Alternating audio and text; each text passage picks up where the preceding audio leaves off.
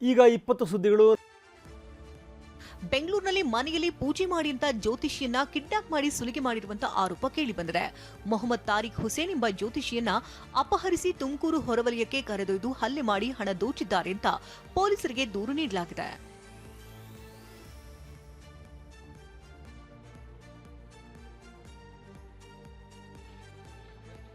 ದೊಡ್ಡಬಳ್ಳಾಪುರದ ಚಿಕ್ಕಮದುರೆ ಶನಿ ಮಹಾತ್ಮ ದೇಗುಲದ ಬಳಿ ಚಾಲಕನ ನಿಯಂತ್ರಣ ತಪ್ಪಿದಂತ ಕಂಟೈನರ್ ಒಂದು ರಸ್ತೆ ಬದಿಯ ಅಂಗಡಿಗಳತ್ತ ನುಗ್ಗಿದೆ.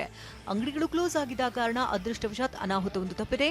ಚಾಲಕನ ಅತಿ ವೇಗದಿಂದಲೇ ಅಪಘಾತ ಅಂತ ಸಾರ್ವಜನಿಕರು ಆಕ್ರೋಶ ಹೊರಹಾಕಿದ್ದಾರೆ.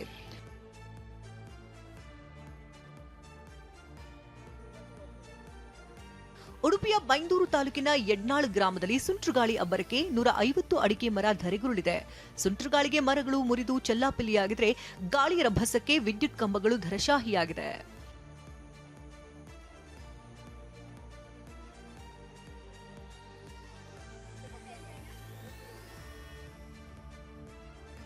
ಹಾಸನದಲ್ಲಿ ಮಳೆಯ ಆರ್ಭಟ ಕಡಿಮೆಯಾದರೂ ಬಿರುಗಾಳಿ ಅಬ್ಬರ ಮುಂದುವರೆದಿದೆ. ಸಕಲೇಶಪುರ ತಾಲೂಕಿನ ಕುದರಂಗಿ ಗ್ರಾಮದಲ್ಲಿ ಬಿರುಗಾಳಿ ಅಬ್ಬರಕ್ಕೆ ಬೃಹತ್ ಮರವೊಂದು ಮನೆಯ ಮೇಲೆ ಉರುಳಿದೆ. ಮರ ಬಿದ್ದಿದ್ದರಿಂದ ಮನೆ ಜಖಂಗೊಂಡಿದ್ದು ಅದೃಷ್ಟವಶಾತ್ ಭಾರೀ ಅನಾಹುತವೇ ತಪ್ಪಿದೆ.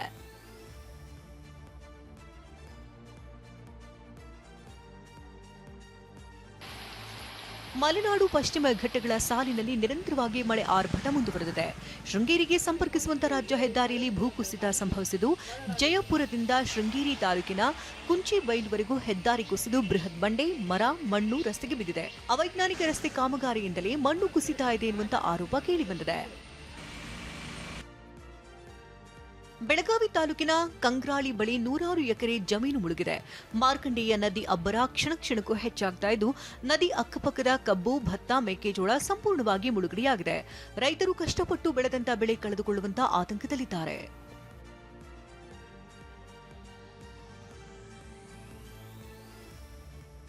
ದಾವಣಗೆರೆಯ ಸರಸ್ವತಿ ನಗರದಲ್ಲಿರುವ power fitness club gym trainer ಯುವತಿಯರನ್ನ ಲೈಂಗಿಕವಾಗಿ ಬಳಸಿಕೊಂಡು ಬಳಿಕ ಬ್ಲಾಕ್ ಮೇಲ್ ಮಾಡಿರುವ ಆರೋಪ ಕೇಳಿಬಂದಿದೆ.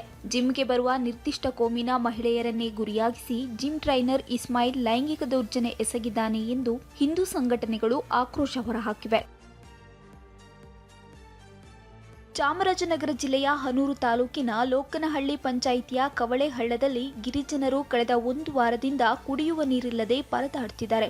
ಕಳೆದ 1 ವಾರದಿಂದ ಕುಡಿಯುವ ನೀರಿನ ಸಪ್ಲೈ ಸ್ಥಗಿತವಾಗಿದ್ರೂ ಯಾರೂ ಕಷ್ಟ ಕೇಳ್ತಿಲ್ಲ ಎಂದು ನಿವಾಸಿಗಳು ಆಕ್ರೋಶ ಹೊರಹಾಕಿದ್ದಾರೆ.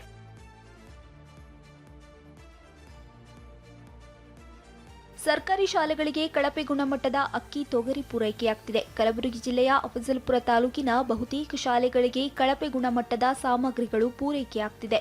ಅಫಜಲ್ಪುರ ತಾಲೂಕಿನ ಶಿರವಾಳ ಗ್ರಾಮದ ಸರ್ಕಾರಿ ಪ್ರಾಥಮಿಕ ಶಾಲೆಯಲ್ಲಿ TV9 ರಿಯಾಲಿಟಿ ಚೆಕ್ ವೇಳೆ ಅಧಿಕಾರಿಗಳ ಕಳ್ಳಾಟ ಬಯಲಾಗಿದೆ. ಚಾಲಕನ ನಿಯಂತ್ರಣ ತಪ್ಪಿ ಶಾಲಾ ಬಸ್ ಕಂದಕಕ್ಕೆ ಉರುಳಿದೆ. ಉಡುಪಿಯ ಮಣಿಪಾಲದ ಕೊಡಂಗೆಯಲ್ಲಿ ಅವಘಡ ನಡೆದಿದ್ದು 7 ವಿದ್ಯಾರ್ಥಿಗಳಿಗೆ ಗಾಯಗಳಾಗಿವೆ. ಓರ್ವ ವಿದ್ಯಾರ್ಥಿಯ ತಲೆಗೆ ತೀವ್ರ ಗಾಯವಾಗಿದೆ. ಮಣಿಪಾಲದ ಕ್ರಿಸ್ಟ್ ಸ್ಕೂಲ್ಗೆ ಸೇರಿದ ಬಸ್ ಎನ್ನಲಾಗಿದೆ.